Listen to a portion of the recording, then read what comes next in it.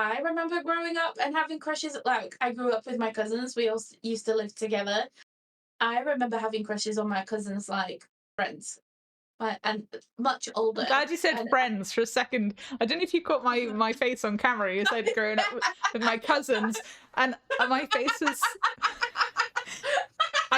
was totally frozen. But my eyes kind of went. I was like, where was it going? No, oh my god, no. The best time to pause in the middle of a sentence. That's hilarious. I'm so sorry. I meant my cousin's friends. Okay.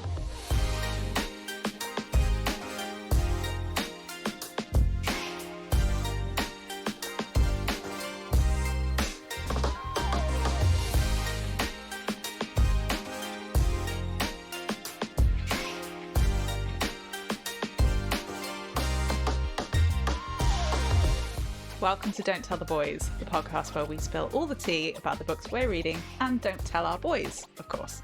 I'm Cheska, your favourite book-obsessed, smut-loving, wine-drinking queen. And I'm Tammy, the other half of this scandalous duo. We're here to talk all things spicy, steamy, and downright dirty in the world of romance novels. Because honestly, who needs the real world when you've got fictional characters?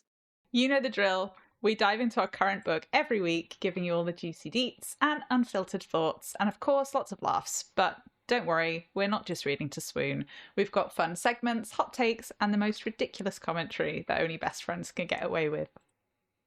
And yes, we're doing this behind closed doors because let's be real, if our partners knew what we were even reading, we'd never be allowed out of the house. So grab your drink, cozy up, and let's get into this week's smutty read. Ready, go? Let's do this. Okay. I don't know how this is going to go in terms of timing. Okay. But I'm going to do my new segment. Okay, let's go. Right. Oh my god, the glasses are coming out. She really means business. Yeah, these are my boys' slutty little glasses. I don't think that they're little, really, these. I love that. They're definitely slutty as fuck, so. I couldn't find mine. Right. Are you gonna? I don't think I'm gonna get this in under a minute, but I'm gonna give it my best shot. Have you got a stopwatch? I'm 100% gonna time this. Right. Okay. Don't stop me. Just tell me how I did at the end. Oh, I'm putting a minute timer, and when 1 minute goes, the timer will go off. I'm hoping that my microphone will catch it. Are we ready? Don't start the stopwatch as soon as I say these are today's headlines. Oh my god, yeah, okay. Hold on, I need to burp. Sorry. Ready? I never cut these things out, do I? Right. Ready? This is Don't Tell the Boys news, and here are today's headlines.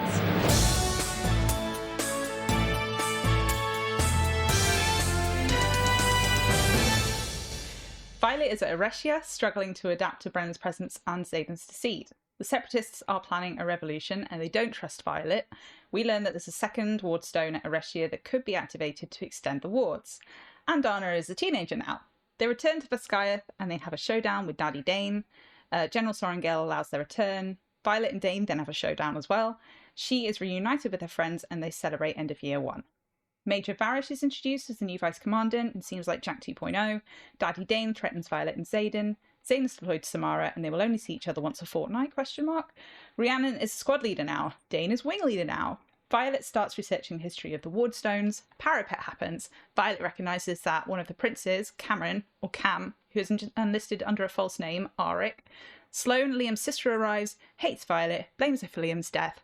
Varish's dragon Solus tries to kill Violet and Ten has a standoff with him. At sparring, a cadet reveals themselves as an assassin by killing Nadine in a case of mistaken identity. Violet kills the assassin and Xaden arrives and gives her a love letter. That was pretty much a minute, okay? It went off just like a couple of seconds, but you did really well there. Thank you. I timed it in 1 minute and 5 seconds when I wrote that and I was like, oh. Yeah, That's basically how. Yeah, you did really well. That was great. Yay! That was today's news. Fantastic. Let's get The into it. glasses can come off now. Oh my god! Wait, hold on. Cut this bit out. But I think you should go at the end of your segment. Go over to you, and I'll start talking. Shit, yeah, I should have done that. Go for segment. Yeah, go for like our first segment of the day. Okay, I'm gonna open my book again on a random page for continuity. Go on. Look at me thinking about shit. Here's me hoping, oh no, I need the glasses, otherwise it doesn't work. Oh, I put myself in the eye. Right. Were you holding that pen? Yeah, I think so. Okay.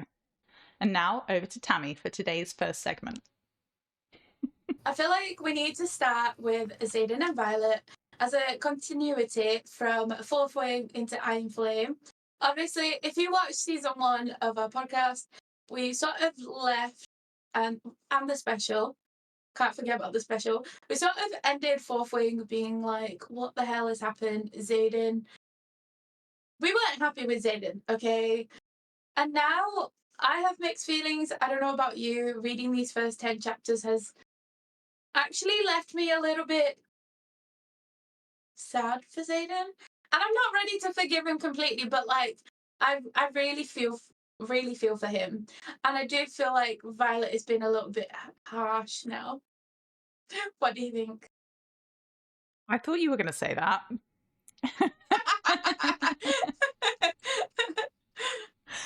Because you were so angry, but also I was like, Tammy's gonna cave. The moment that Xaden like bats his eyelashes, it's over for Tammy. I would make Xaden suffer so much more than you. Yeah, fully. I'll be like, oh my god, I forgive you. Like, oh well, if you didn't mean it. I know. I'm gonna say something that's gonna make me sound like a bit of a relationship therapist, probably. I think that Violet's feelings are totally and utterly justified. And Xaden's point of view is also valid. I think that they've just got to figure out what each of them is prepared to settle for and figure out if that lines up.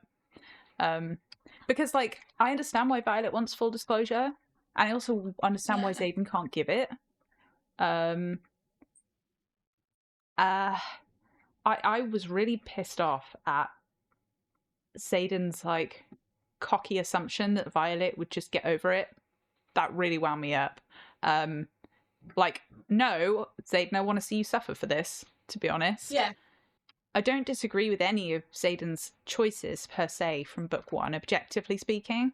But that doesn't mean that I think that none of his choices should have consequences. Like, see, I part of what he's doing, part of what he's doing is hurting feelings. And he, like, I saw somebody in the discussion that you put out on Threads talking about how he didn't ever really lie. He just didn't tell her stuff. And I call bullshit on that. Like, I think a lie of omission is deceit. Yeah, it's still lying. I completely agree. And I also, don't get me wrong, like, I've not fully forgiven him, but I'm basically interested in seeing how this relationship is going to work with them both being so far apart. And the fact that it seems like in the first 10 chapters, he trusts her with his life, whereas Violet is so unsure. And I think what broke me the most is like the protection, the wards that he put around her bedroom. The fact that she can bring in anybody she wants, but in his room, it's only her and him that are allowed to get in there. I was like, girl, he's literally telling you that, like, you've got nothing to worry. But also, I just, like you said, not telling the full truth is still a lie in my eyes. So I agree with what you're saying. I kind of wanted her to forgive him before he went away because they have to do this long distance relationship situation. But the story wouldn't work if they had if she'd forgiven him already. Do you know what I mean? Yeah, it would have felt like really anticlimactic.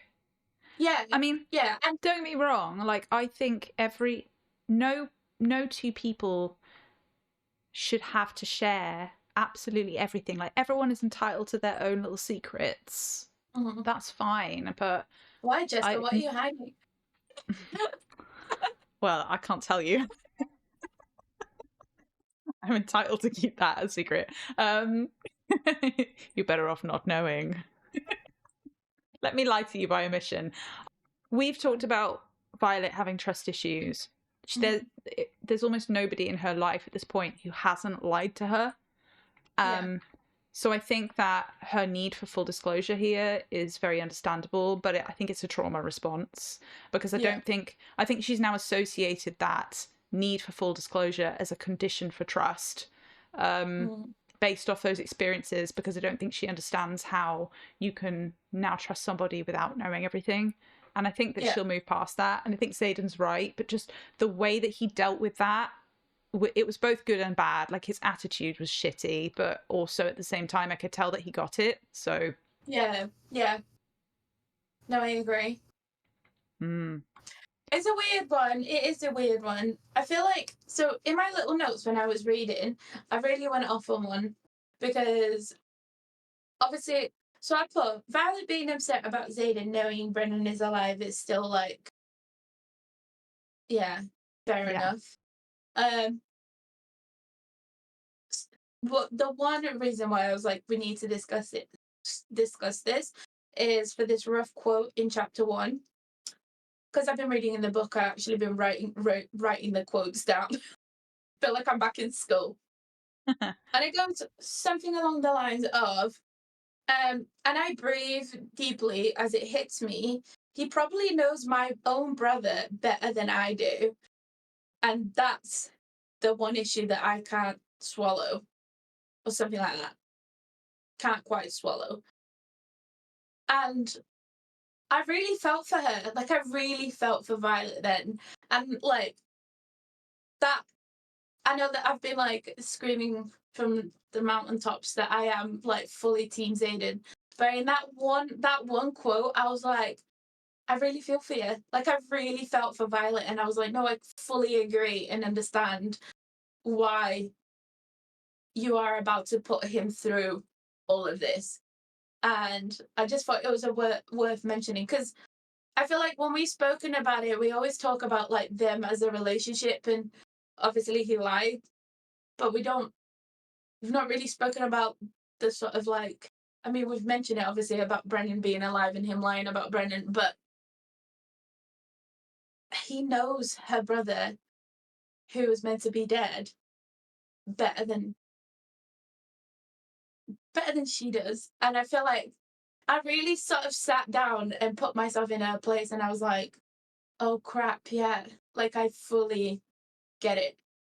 I'd have a lot of resentment. I like, Mhm. Violet's a better person than me. I'd have a lot of resentment Yeah. in her position, and I know a lot of it was a little illogical, but at the Mhm. same time, I would be angry at everybody who lied to me, and I'd also be angry at them for now putting me in the same position where I have to do that to other people, and Yeah. therefore it's making me feel like a hypocrite.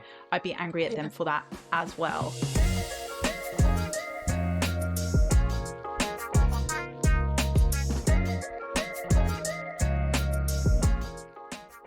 I want to talk about, okay, I feel like this is a really good place to segue into the showdown with Daddy Dain. Was probably, in the way that I was imagining reading that section, the most dramatic thing I've ever read. And it was so intense, and my heart was literally like, holy crap, what's gonna happen? You could see the TV show moment, couldn't you? Like, you could see Fully. Yeah. you could tell that they were cutting I can't remember when they ended the chapter, but you could tell that they were cutting the end of the episode on a cliffhanger at the point when Xaden strides in and Daddy Dane's like, oh yeah, I could see it in my eye. In my Yeah, eye? My like, mind's eye.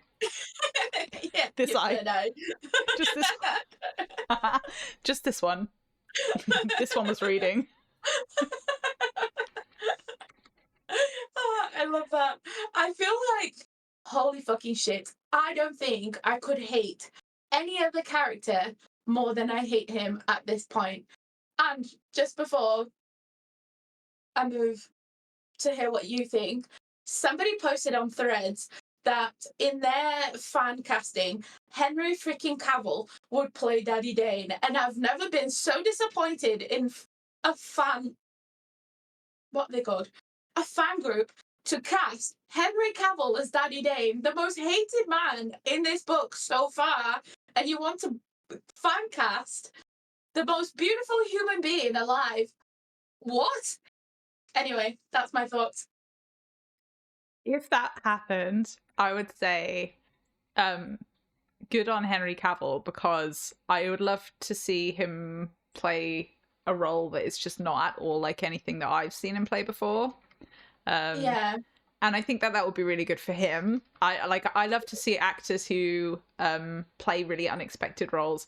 But for me, it would be unexpected because in my mind, Daddy Dain is like, he's like a cartoon character. Like, I can't remember how they described him, but I'm imagining him to be a bit of a caricature. Like, he's got a really big, like, broom mustache, and he's very, like, impotent, kind of, in the way that he, like, there's a lot of bluster, and he just, like, you know, his moustache wiggles a lot when he's angry, and he just is like a total cartoon character with like ill-fitting armor and da-da-da. So I don't know why I imagined him that way, but when you showed me the Henry Cavill thing, I was like, what? Yeah, I know exactly who. I'm going to send you this picture for you to add this when you're editing, because it needs to be him. Have you ever watched Frozen? Yeah, the first one. Yeah, I can't remember if he's in the first one or if he's in the second one. I Well, think so. we'll put him, You know, like, we'll put him we'll gesture like here. We'll put him here anyway. yeah. Because I'm trying to find. I'm gonna hold on. Let me pause the timer because it's off tangent, but it's so important. So you know the Duke. Oh my god! Wait. I'm gonna send you the picture for you to. So in my left eye there, I can see exactly like a character that I imagined Daddy Dain as, but I cannot for the life of me remember like who the character is or where he's from. It's similar, but like for some reason I'm imagining him like that, but like kind of spherical. Like yeah. Ooh. Like, and it's definitely a very specific character that I'm thinking of, and he looks very similar to that, but I can't place him. But yeah, so just totally at odds to Henry Cavill for me. Mm-hmm. But I guess maybe for this person, their fan casting, it's just like all good-looking people. Everybody is good-looking, and that makes sense, I guess. Because all the AI generated art we've seen for pretty much any character so far they've all looked immaculate. So I know, yeah. Give me someone rugged. Yeah, I don't want to find Daddy Dain attractive at all. But also at the same time, this person fathered Dain, who we know for a fact is objectively attractive. Yeah. So tough decisions. And I feel like it basically goes to show that the apple doesn't fall far from the tree, or whatever the fucking saying is. Because so far, we are fully convinced that Dain is also a baddie, and not in a good way. You are. I'm not convinced. I think that he is redeemable. Maybe that's the difference. I don't know what you think, but I think he's redeemable.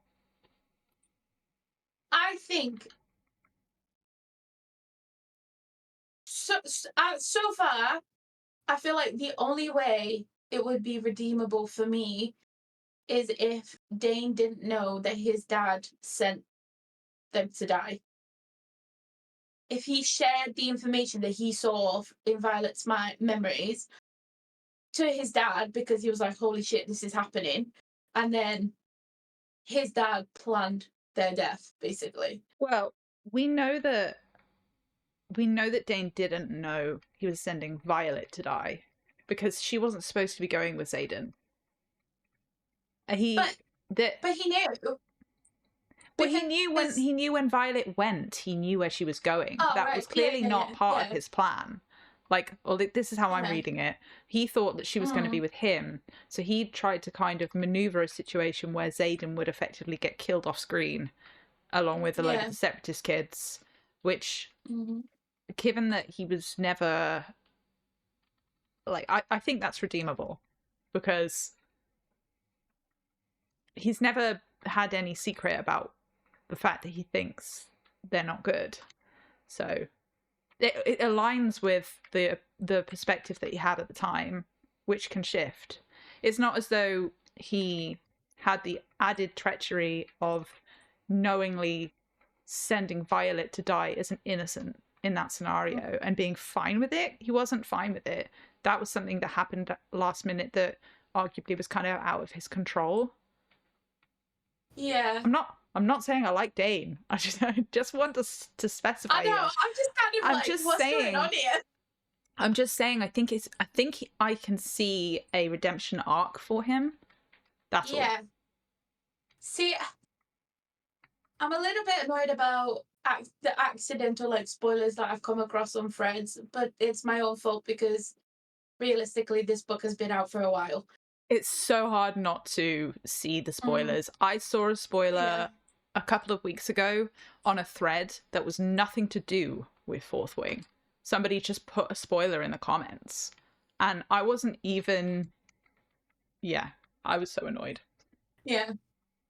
I know. I feel like we both also don't want to say anything to each other in case we haven't come across the same stuff, which is nice. If I'm like, oh, is it this one? And you're like, no, then... Yeah, thanks. I'm like, thanks, bitch. You ruined it for me. Exactly. So now we're looking at each other like, do you know what I know? Or... Yeah, which is what I love, because then we're both like, we have the same information, but also like same but different, I guess. Just one quick note, because I think this will be important at some point, and then we can reference back to this conversation. I feel like a scholar whenever I get my book out. Ten's basically saying that like he and Solus had issues in the past, and I don't know if I missed this information, but did Ten attack Solus and it made him just have one eye? Because it was he goes implied. on about, it was implied that he took one of his eye. So I see the tension, and there is no way that isn't going to lead to something. Do you know what I mean? Yeah, but even like what even happened there was an assassination attempt on its own. Like, I think Solus was aiming for Violet. I'm not even sure that's supposed to be a secret. I just think like he waited until the students who were fleeing were basically going to allow him to burn all of them whilst, you know, taking Violet as collateral damage. I think it was on purpose. He was doing his best to catch her in the crossfire there, which is why Ten was stepping in. So I do think that was actually assassination attempt number one.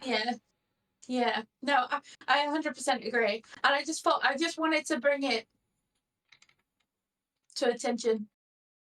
Well, before we move on, I just want to say that I imagined Solus as Randall from Monsters, Inc.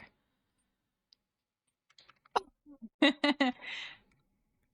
wings? Like, I don't know why. I think it was just he like I imagined him making the same facial expressions. Slimy little git. Yeah. I love that. I feel like he's got the same vibe. It's got the same vibe for me. I feel like, I don't know. Yeah. Like a snake with, I was going to say a snake with wheels. A snake with wings. Yeah. Completely get that. I want to talk about Sloane. Right, okay.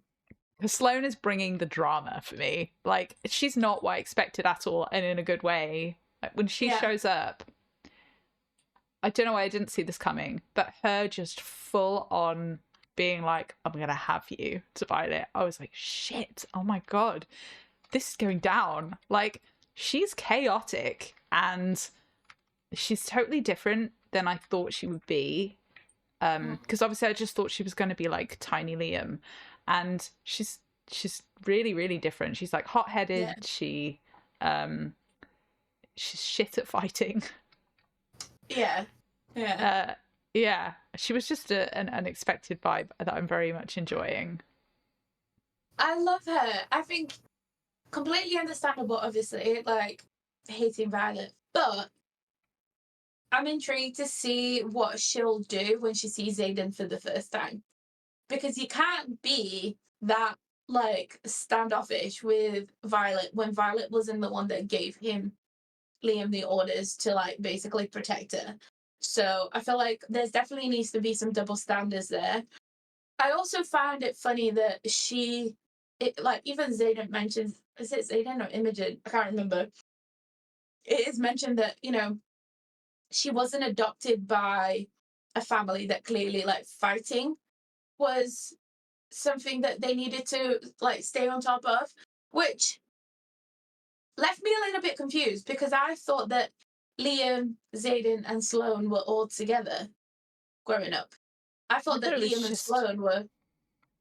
no, I thought it was just Liam and Xaden, but only Oh, based off what they said here. So if we're going to assume yeah. that Sloane was fostered by a totally different family, that explains a lot of the characteristic differences because they Mm, grew up separately to a certain yeah. extent.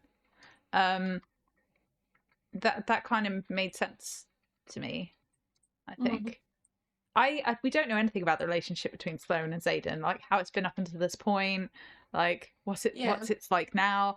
I This is just something I entertaining, but I love the idea that she maybe has a bit of like a childhood crush on Xaden a little bit, like maybe some of the maybe some of what Yes. we'll see when she sees Xaden is going to be like a, I hate Violet, you need to get rid of her, like, and maybe there's a little jealousy element there too. I need a love triangle, and I need it Yeah. now. Not that I'm Yeah. going to say that I think that that's why she hates Violet. I think she has perfectly justifiable Yeah. reasons, at least from Yeah. her perspective, because she wasn't there. Again, Yeah. it's that illogical, emotional thing. She's like, why Mm, did my brother have to kill himself for this girl? And I think Violet's also thinking the same thing. So they'll probably mm, bond over that at some point. yeah. But yeah. Also, I really wanted to say that I really like the parallel that we're having drawn here between Xaden and Violet's relationship in the last book, and Violet Mm, and Sloane's relationship in this book, because we're having a really nice direct parallel. Like, yeah. Violet's kind of got her own mini version of herself from last year, and the way that Mm, they met on the parapet and the instant hatred that came out of a reason that is like justified, but at the same time sort of not justified. She's found herself in Xaden's shoes now, yeah. Yeah. which I think is totally on purpose, but I'm really kind of enjoying it. Like, she's got this little Mm, bratty little girl that's come in out of nowhere. She needs to try and help her survive, but she's really shit at it. And they hate yeah. each other's guts, but they don't need to. Just thought that was really cool. I love, yeah, I fully agree. I love that. And I think it'll be really nice to see how Violet's, because so far, like in Fourth Wing, she didn't have a like nurturing relationship with anybody. So I'm really intrigued to see how she sort of like attempts to have this nurturing relationship with Sloane as well. And I'm she just snapped at excited to her. see, yeah, I think I'm really excited to see how Sloane develops Yeah. because I 100% agree with you. I do think that there will be some form of childhood crush happening there. I remember growing up and having crushes. Like, I grew up with my cousins. We all used to live together. I remember having crushes on my cousins, like friends, and much I'm older. glad you said And friends for a second. I don't know if you caught my face on camera. You said growing up with my cousins, and my face was my face was totally that's frozen, but horrible. my eyes kind of went. I was like, where was it going? No, Just oh my god, no. That's the best awful. time to pause in the middle of a sentence. That's hilarious. I'm so sorry. I meant my cousin's friends. Okay. Yeah, And they were like 16 and I was like 10. yeah, Like they yeah. were just And in your around all the mind, time. And you're like a man. yeah, you're like, oh my god. And Oh I my was god. such a weird kid as well. Like, yeah. I mean, I still Yeah. am fucking weird, but like I looking back now, I could really see it. So I can really picture like Sloane doing everything that she can to like get Xaden's attention, and Xaden being like, "What the fuck is your sister doing?" I really want to see. like, I really want to see how Xaden treats Sloane, because I think it's going to be totally different from the way that he treats any of the other people at the college. Yeah, I definitely. really, really need to see it. Yeah. Yeah. I'm interested in that section. Whole thing. Yeah, I feel like obviously with Fourth Wing, it was the first book and we were being introduced to a lot of the characters, but I feel like now we know them, and I feel like I'm actually excited to see how they are going to develop and like see what's going to happen. Where I feel like with Fourth Wing, we were just kind of like, this is the school and this is how the year goes, and we know the events that Sloane's going to have to go through. Like, she's got the parapet, and then she's got the all the other stuff that comes. I say we know, and then I can't remember a single thing that they did in the first year. So we've had the parapet, and now we've got like some of that early sparring that we got in the last book, and then we know that we're gonna have like all that kind of the sparring matches and the rotas that are set up, and what's it called, the obstacle course, the gauntlet, is that what it's called? Gauntlet. We're gonna have the gauntlet, and we're gonna have like a presentation and thrashing. So we've got all that good stuff to come, but now we're going to see it from like a very different perspective, which is really cool.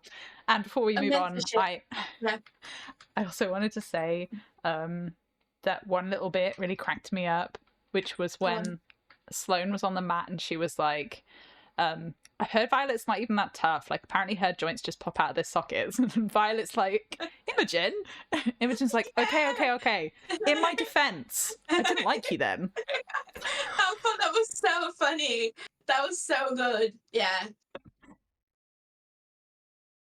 Yeah, I think that's like it. Yeah, I really like how their relationship has developed from the first book. Imogen and still hate Violet. Imogen. Still hate her. Yeah, I think she's a bitch.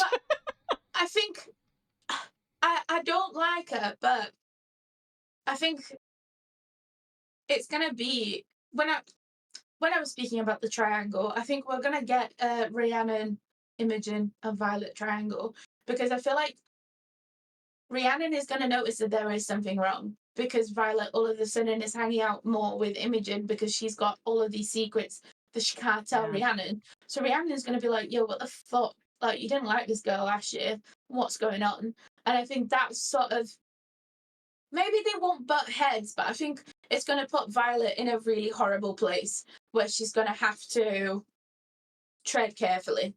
And again, another thing that I'm intrigued to see how she handles. Yeah. I feel like obviously her relationship with Imogen is getting better. I've seen a lot of the discourse about people's favorite characters, and I know that Imogen and Riddoch are right up there. I don't get that for either of those characters right now. I'm not loving either of them. I think that Imogen is unlikable and Riddoch is very meh and not at all as funny as people seem to think he is. But I'm also really prepared to see how they develop and see if they like develop into characters. Maybe I'll see the reasons why people love them later, maybe in this book.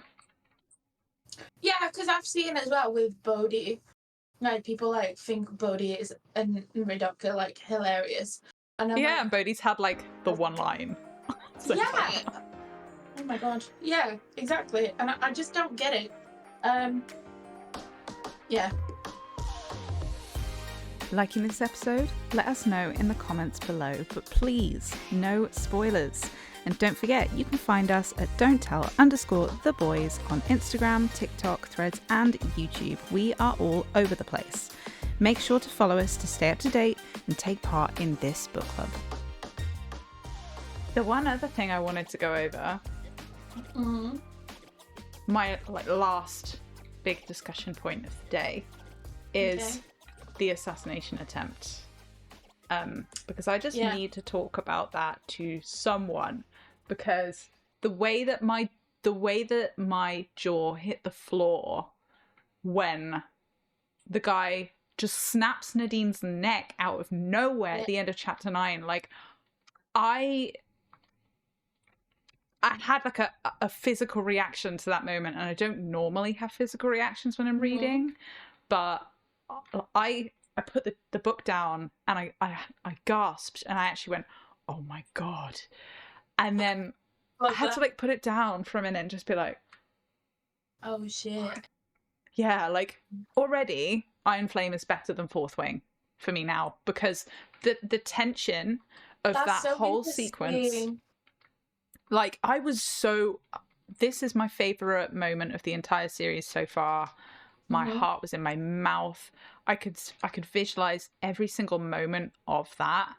Yeah. I felt all the feelings, and like I felt like I was watching it in a movie. The way that Violet dealt with it, the showdown, I could see almost like the standoff between the two of them, the way that everything went slow-mo, the way that everything sped back up, the blow for blow, like I could see it all. And I was on the edge of my seat, and also gutted for Nadine, because I'd literally just started liking that girl like 2 chapters prior. Literally, I feel like she only just accepted the separatist kids. She's only just separatist. Yeah, separatist. Separatist kids. Yeah, she's only just started to like them. So I was like, oh my God, Nadine, yeah, we can actually start enjoying you now, because I feel like you're not being a bitch anymore. Yeah. And then, again, another character that we get attached to because we think that, like, she's doing all right, and she dies. She dies because she was making a joke that she was Violet. A joke. And I was like, he did what? In response? Yeah. Yeah. I had the exact same reaction as you, and even when I was reading chapter 9, I was like, holy crap. Like, could visualize it, could see it, was there, basically. And I think that's really interesting of you to say that that was the first time, because I know by now we all know that you don't react to, it takes a lot for you to be reacting to a book out loud. And also, I don't think you've ever like mentioned with anything in Fourth Wing where you were literally like, you could see it, you were there, you visualize it, because in the past you've mentioned that you are not that kind of reader. So I'm really like shocked that this scene you were like, I was in it. The fact that I had this reaction in the first 10 chapters of Iron Flame to something that I would say was kind of comparable to the finale of the first book it says it all for me. Like, I'm locked in. I think this book is already better than the last one. And I loved the last one. That's not, you know. I think, again, not that it's a spoiler, but I feel like the Iron Flame has so many mixed reviews online from what I've seen. Because does it? a lot of people think that it felt like a filler book, that they sort of don't understand why Violet just basically like keeps snagging Xaden and doesn't forgive him the entire book.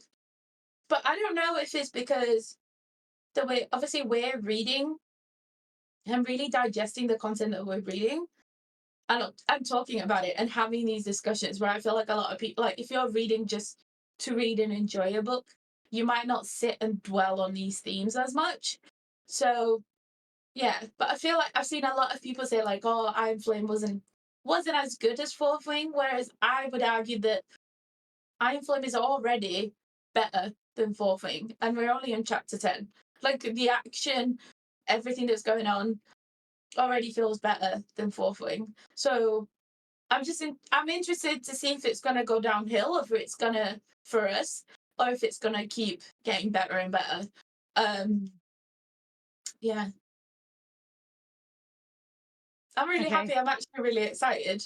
Me too. We're going to be reading on the train together next week. So I know. Yeah, I think it would be really nice. It's nice to mention that Jessica and I are going to reunite next week. Um, I'm actually really excited, but really nice to see you. Yeah. And I just wanted to quickly add as well, because our intentions was to read 5 chapters.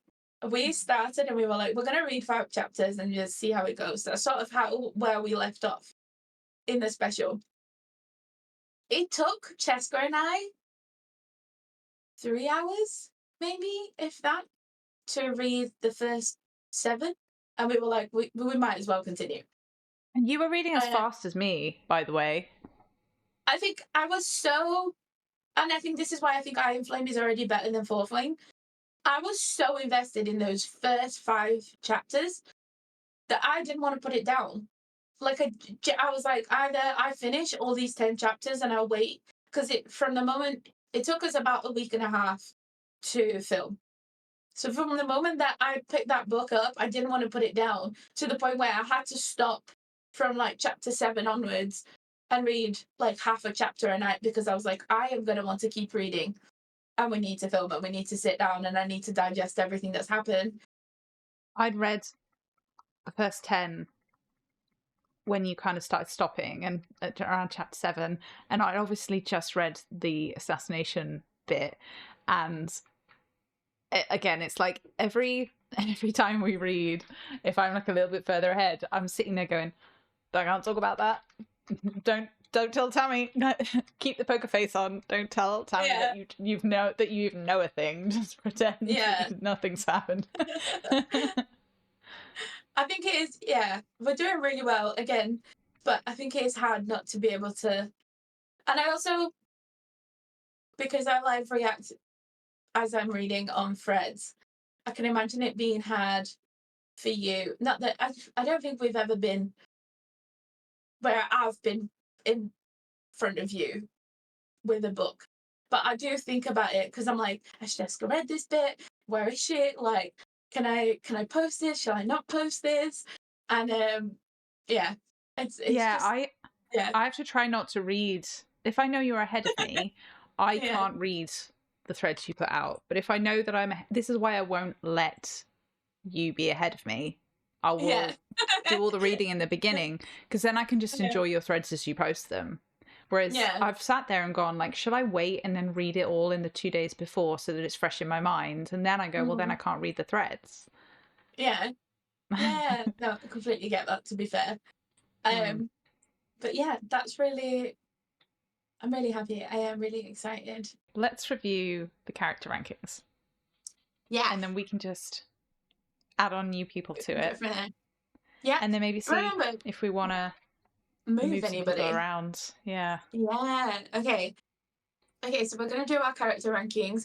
If you are listening to the podcast, switch over to video now so that you can see all of our actual categories. And I feel like it's better to visually see where we're at. And if you haven't seen the special episode where we initially created the rankings, pause this, head over there, watch the special, and then come back and finish this off with us. Let's get into it. Yeah. Who have we got? Who's new? Sloane. Let's start with Sloane. I kind of want to put her in Adorable Disaster, because she's cute. And I don't know why, but in my mind, I know that we've had this conversation about how old these characters are, but in my mind, she's like 12. And she's like coming in hot. She thinks she's like this bad bitch, but actually, she's like this little girl that has no idea, is absolutely clueless, and thinks she can play with the big guys. This is why I want to clarify what we mean by these categories, because in my mind, it's like it's a ranking of how much we like people. Mm-hmm. And maybe I could classify Sloane as an adorable disaster, but that in this context means that I think she's less than tolerable, and I don't like her. So where would you put her? Yeah, I quite like Sloane so far. I quite like Sloane so far. I kind of want to put her in the rar, because I don't think that I find her more than tolerable. Do you dislike her then? So far, yeah. I just don't think. I don't know, because I think for me, I would either put her in Adorable Disaster or Meh. Like, I don't know much about her. I know she's feisty, and she's obviously has a lot of resentment towards Violet because she thinks that Violet was the reason that her brother died. But like, she just came in like full guns blazing, and yeah. But then I don't know, because I do like her, so I guess Raw, right, could Rawr. be an option. Right. But I don't. I think she would, in my brain, she would sit with Garrick and Sawyer, or maybe between Garrick and Day. I have kind of forgiven her, like given her like a free pass to start with, Okay. because I get where Yeah. she's coming from, and she's entertaining me so far. So yeah, Mhm. I put her between Garrick and Sawyer for now. She might move down Okay. if she keeps being annoying. True. That is true. Okay. Cam slash Eric. How do we feel about him? I haven't seen much of him yet, but I actually really like him so far. I feel like he definitely is one of those characters that has something to prove.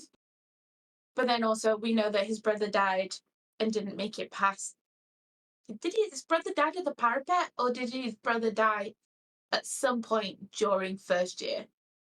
I I think don't I, I remember. think I missed. Yeah, I think I missed that. Anyway, I don't remember. I think he would be sit with Sawyer as well. He's likable. I've got nothing against him, but yeah. I feel like I I don't I'm getting the vibe that he's going to be very kind of like honorable, and like his big weakness is going to be that he's not like he'll be well trained, Mm-hmm. but he doesn't have any experience of poverty or Ooh. untrustworthiness, or I think maybe he will be too noble and leave himself open to dirty Yeah. tricks. That's my assumption, but obviously we've not really met Ooh. him yet. Yeah. I'm making massive assumptions about this guy as a prince. Um Yeah. uh, I don't mind putting him in the meh category for now because we Okay. don't know much about him. But I would I think. Go should we on. put him in the top of the meh category? Yeah. I think he's gonna be like the dark horse of oh, of the year. Like, I really want him to survive, because when the king finds out that his last son is literally at first year, it's gonna kick off. I know. Um, yeah, that's the only thing that I can like think about. Um, Major Varish. A plague on his house. I love that. No Yeah, hesitation. I both of really them. wanted to. Yeah, and Solas as well. Ooh, yeah. Oh my gosh, yeah. Okay. Where are we putting them literally right at the bottom? Like where do they sit in there? Oh no, sorry. He's like, yeah, the Oh no worst. way. No, Dain is nowhere near as bad as either of them. Well, no, that's what I was gonna say. Because now that we've got a plague of both of your houses, I don't think. I don't know. I don't think Dain sits there anymore. No, I agree. I want to put Dain. I want to move Dain up to Adorable Disaster after these 10 chapters. I feel like he has. Hear me out. Hear me out. I think that it was a really big gesture of him to move Sloane into Violet's wing. He clearly did it on purpose. He knew that she wanted to look after Sloane, and he didn't question why, and he didn't tell her what to do. He did it for her. And this is why I think we're going to get a redemption arc for him. I just Mm. think that was a good sign. And he could go back down again later, but Mm. he's no longer I no longer want a plague on both his houses, maybe just one. Right. Okay. But we could move him to like I can't with you in there somewhere. But he's no longer at the bottom. Yeah. I can see that like the redemption arc is sort of like coming for Dain. I still haven't forgiven him. I still think what he did was really shitty. Yeah. I do agree that it was a nice thing that he did move Sloane into their wing. However, did he do it? Did he do it because he was guilty? Because he is the reason that Liam died, or did he do it because he genuinely cared that Violet, like, knows that Violet wants to look after Sloane, and like because of Liam? Do you see? Like, Don't know there's yet, a great area there. Yeah. does it matter? No, If he's feeling probably not. guilty, then like where should we? Yeah. Who is he above and who is he below? I think he's right at the bottom of Adorable Disaster. Because I would argue he's either at the top of I Can't With You and Adorable Disaster. Would you still put him above Lily S? No, because I kind of want to move Lily as well. Ooh, where do you want Lily to go? Meh.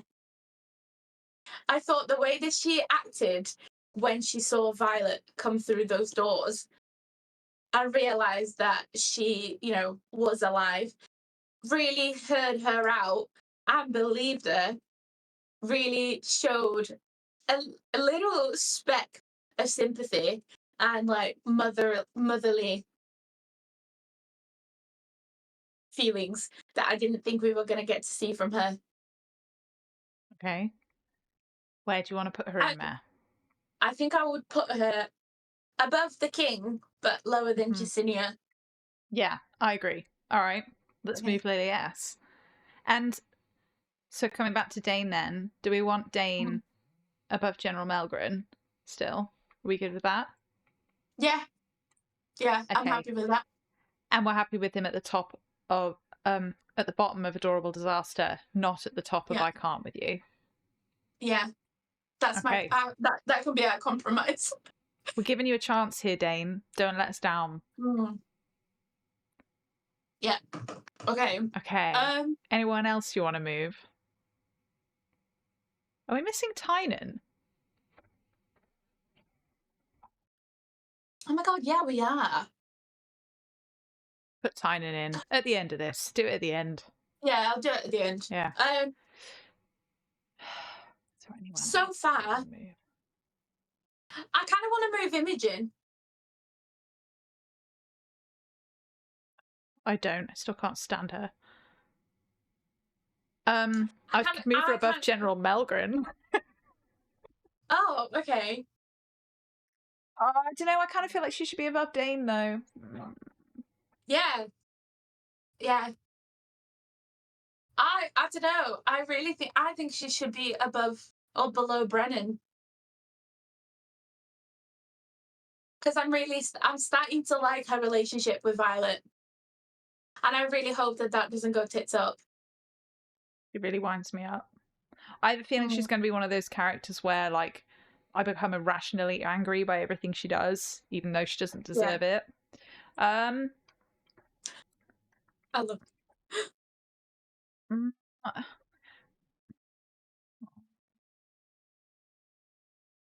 Maybe we can move her up to Meh somewhere. Okay. Let's put her after Lily I don't know. and move King Tarry down to the top of Adorable Disaster because he is that at best, I suppose, isn't he? Yeah, I agree. Okay. I think I'm happy with where everyone else is. I want to make a couple more moves. Oh, go on. Hear me out, just some small ones. I want to move Rhiannon up to Raw Next Question after Xaden because I think she was an absolute babe in these 10. Yeah. Yeah. After, and I love that she's now... After or like above or below? Yeah. Below, yeah. Okay.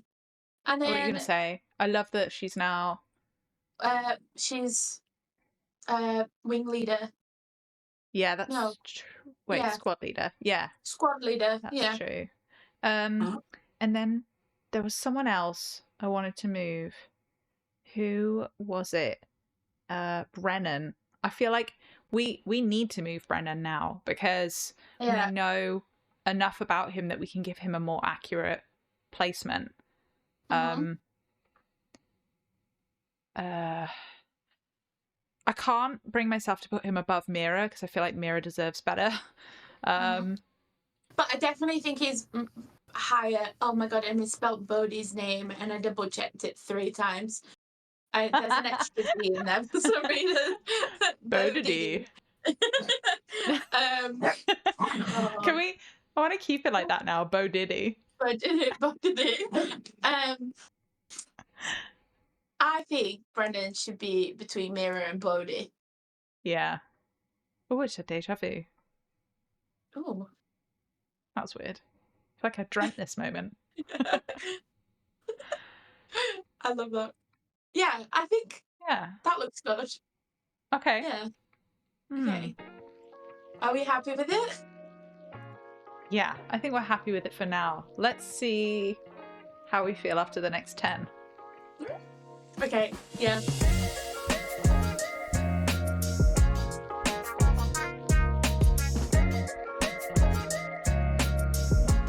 So what else have you been reading? So I've just finished The Never King by Nikki St. Crow, and I really enjoyed it. I mentioned it in the special that I was enjoying so far. I love the whole like Peter Pan vibe.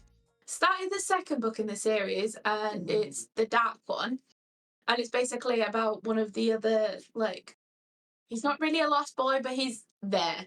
Anyway, I wasn't really a fan, and for the first time ever, I've DNF'd a book because the storyline to Smut just didn't make sense. Like they were shagging every other page, and I thought there was someone was shagging every other page, and I just didn't feel like it added to the storyline. And also, you can hear Millie like moaning in the background, can't you? Yeah, she didn't like it either. Yeah, no, Millie's not having a good time. Okay. She's just not enjoying it apparently. And yeah, and I was a little bit disappointed because I thought the first one, even though the smut was there, I thought it was good, and then the second one I just thought it derailed a little bit, and I was like, no, because you're just making them like you're making her have sex with all of them now, just for it to be like, yeah, didn't enjoy it. Okay. Because I read The Never King with you, Mm-hmm. and I didn't care for it that much. Yeah. And it could just be a personal preference thing. But I know that I said to you I felt like it could have been... It's a weird thing to say about a book I didn't enjoy too much, but I feel like it should have been longer. Like, Yeah. I think the issue that I had with the Never King, actually, to be honest, I was a bit unsure about the premise of it anyway. I Mm-hmm. thought there was Yeah. something very Freudian about like an aged up Peter Pan. Mm-hmm. And I was like, oh, I don't know how I feel about it, but I'll give it a shot. And for me, I think the thing was, I didn't feel like because the book was so short and quick, I didn't really feel like I had enough time to not only to get to know the characters and feel like they'd been fully developed in my eyes and get attached to them, that I actually cared about whatever they did next. But the other thing was, I didn't think that they'd really... I didn't get the chemistry that they supposedly had between each Yeah. other, because for the same reason, because I felt like there was just not enough time. Like they didn't develop a relationship. They just Yeah. met and then they were just inexplicably into each other, and that was it. Like, and I think I didn't have that willing suspension of disbelief, so I wasn't really into it. I didn't feel the chemistry. Which is why I didn't pick up the second one. And you But made the yeah. right decision. Yeah, definitely made the right decision. Don't get me wrong, like I've seen a lot of people say that they really enjoyed the book, and I get it. Which is fair enough, yeah, because it could be personal preference. Yeah, I just thought, and I thought, because even for me, when I like decided I wasn't going to read it any further, I was like, wow, I feel like this is. I just didn't. Hold on. Sorry. Millie had literally my pom pom in her mouth then. Um, No, I just Millie, you can take anything but that. Anything but yeah.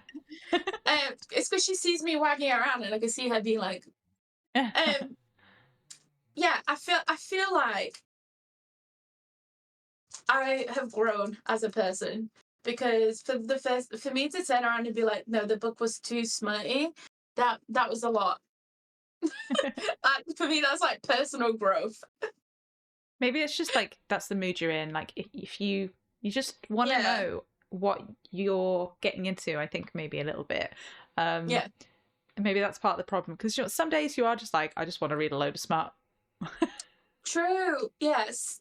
Sometimes I'm like, I just want to imagine the filthiest things ever. And then sometimes it's Yeah. just like I just want them to hold me and Yeah. not literally me, but Yeah. same thing. So yeah. Okay. Um. Yeah. What about you? So What books have you been reading? well, I just finished reading the. It was like a duet. Mhm. So I've just finished reading. Feathers So Vicious was the first book. Oh, And yeah. then the second one was called Shadows So Cruel, and they're both by Liv Zander, and I hadn't read any of her stuff before. And as you know, I basically just take my book recommendations pretty much basically off whatever you say you're reading or that I should read, or failing Yeah. that, like whatever Instagram is telling me I should read next. I just pick one at random, and a lot of the time I don't even read the blurb. I'm just like, right, here we go. This one I did read the blurb, and it had like a poem. It didn't really explain the plot. I mean, it did, but in a kind of a poem form, which was strange because the book was not written like that. So Mhm. I thought that was quite an odd choice, but actually really loved the books. I thought that they were actually really well written. Yeah. Absolute filth. Like, yeah, like there was some Yeah. points in time where I was like, oh, blushing. That's a lot. Um, but I was really like I was really heavily invested in the characters, Mhm. and I really enjoyed it, and it was really tense in places. Like I was really frightened for the characters in some places. I really didn't know what was going to happen. Like I was just really emotionally invested all the way through. I couldn't put them down. Yeah. Um, it's not for the faint of heart, I would Okay. say. Like I don't regret reading it, but I would say that there are themes in that you just have to know that you're going to be comfortable reading about. Mhm. Um, I don't want to say any more without spoiling. I can't say any more without spoiling it, really. Yeah. Um, but like, it's a fine line for me. Mhm. I can sometimes cope with that and sometimes not. Like, I would say Mhm. Hunting Adeline was too far for me. I kind of wish I hadn't read it. Oh. Okay. Haunting To be Adeline, fair, fine. yeah. Hunting Adeline, too far. And for people, maybe for people Uh-huh. who've read Hunting Adeline, they'll know from what Mhm. I say what I'm getting at. Um, Yeah. so bear that in mind if you want to read these books. Mhm. I don't regret it. I think they were great, but it was a tough Yeah. read at times. Do you think the trigger warning at the beginning of the book is useful in these cases? Uh, no, not for me. I think it should be Okay. there.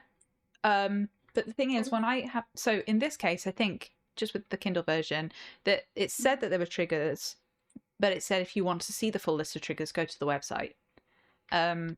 And I tend not to read. I don't want to read the triggers anyway because I think a Mhm. lot of the time then it's the same as Think it reading puts you off? spoilers. Yeah. It's Okay. like a menu, isn't it? Yeah. True. So I it's probably not advised, but I'll often do this thing where I refuse to read the trigger warnings because I don't want the spoilers. Mhm. I'm sure I'm not alone. Maybe other people do that too. Let us know in the comments if you read the Yeah. trigger warnings. Yeah. Yeah, because so I didn't in this case because it didn't go to the website, and I was Mhm. okay. I was fine with it. But I just want to say that it like I don't think everybody would feel that way. So Yeah. yeah. It is at your own. It's your own Discretion. decision. Yeah, it really is your own decision. But personally, I loved it. I thought it was great, and Campbell disagrees with you apparently. well, Rambo would be totally within his own right. 'Cause, like I said, it's it is It's personal okay. preference. I was fine. I was fine with it. But it was borderline in places. Yeah, which is understandable. Yeah. Oh. But yeah, that's it. That's it from me. That's it. I am really happy. I think I've got a couple of books that I want to read, and I'll reveal that in the next episode. Yeah, and I'll definitely add the ones that you just mentioned to my TBR. Oh yeah, do. I haven't really got any other books on the go yet, but I'm going to find one because we're at a conference next week, and I just want to have a spare just in case. Yeah. Even though I'm realistically, so we'll aim for. I don't know. We'll probably try and get through another 10 chapters, but I don't actually know how you and I are going to do on that front with this conference. So we'll see. It's going to be busy, but yeah, it'll be fine. We've got options if we need it. Oh my god, hold on. I feel like I need to show you if Millie got a haircut. Oh, Millie, you look so neat and tidy. She got it just for you.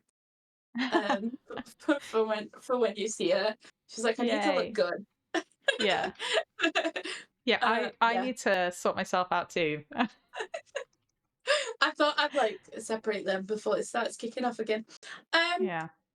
I guess that's the end of our first episode of season 2. I was gonna say season 1 then. I was like, no. The end of first episode of season 2. I can't believe we're doing this again. I know. Yeah, I know. And we should be like super proud of us. Yeah. We want to hear from everybody in the comments. If you made it all the way through Fourth Wing with us, let us know. If you're starting Iron Flame with us now, or if you've already read Iron Flame and maybe even Onyx Storm, let us know what you think of our character rankings. No spoilers, please. Just let us know to the best of your ability if you agree, if you disagree. How did you feel at this point in the book? Do you remember? Do you agree with our analysis? Do you think that we're being too harsh on Xaden? Do you think we're being too lenient? Do you like Sloane? Were you happy Nadine died? Just tell us. Tell us all your thoughts and feelings, please, in the comments. That would be awesome. Come and chat to us on Threads as well. You can find us at don't_tell_the_boys. So we'd love to have you along for the rides for the entirety of this next season. And we will see you in the next episode. Huzzah! Huzzah! We still really need to work on a new outro, don't we? Thank you. Bye. Rawr. Hooray. Rawr. Can you imagine? Until next time. Rawr. Join us as we read and react to Fourth Wing for the first time. Find out if I loved it, if Jessica hated it, who's hot, who's not. We'll also be doing other fun things like character rankings, fuck, marry, kill, would you rather, and answering your questions. Follow us across social media at don't_tell_the_boys. And finally, please rate our podcast after you decided you like it.